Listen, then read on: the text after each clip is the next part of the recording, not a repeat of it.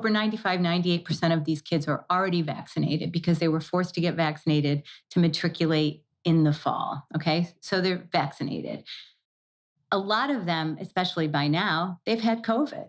I mean, I think there are probably 1,000 kids on my son's campus, and there are 4,000 undergrads who have COVID since the 3 weeks that the term started. So you have a high level of hybrid immunity.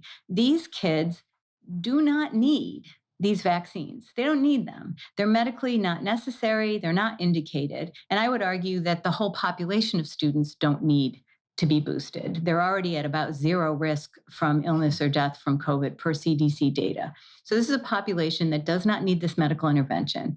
And may I add, these medical interventions are there's no long-term safety data. There cannot be because they're very new drugs. They are novel drugs. They were rushed through development. We don't know what multiple dosing of these will do. And further, there is a risk profile associated with these shots that is unlike any other vaccine that has been developed in the past. And in particular, at higher risk are young men right in the sweet spot of college age. And they have a risk of vaccine-induced myocarditis or pericarditis. And for people who don't know, that is a heart condition. Myocarditis is swelling of the heart muscle. Pericarditis is inflammation of the sac around the heart. And they're brushed off as being transitory or mild, but they are neither. So this group is being forced to take on this risk and get vaccinated with something they don't need. So the parents are very frustrated. And in our case, and in many other parents' case I'm learning, you approach the university with real data, right? We put a letter in with data, 50 pages of supporting documents, specifically challenging the risk-benefit profile, the risk-benefit analysis, right?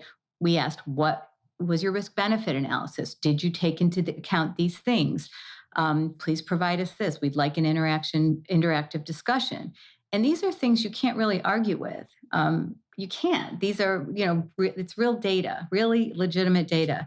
And what you get in response is either nothing at all, you get completely ignored, or in our case and in a couple other cases, I know Cornell did this, you get a letter that's basically doubling down on what the CDC says. The CDC says that boosters are the best way to keep our population safe. They're the best way to protect vulnerable members of the community.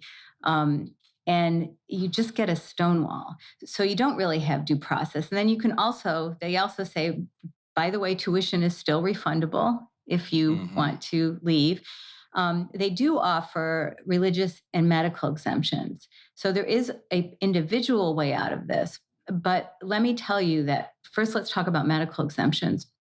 In a Senate testimony the other day, there was a doctor from California, I can't recall his name. He talked about the very real issue of doctors being pressured from their medical boards to be very, very careful in how they write medical exemptions. So they feel like their hands are tied. And I can tell you, it's really difficult to get a doctor to write a medical exemption, even for kids who have had bad reactions from their first round of shots.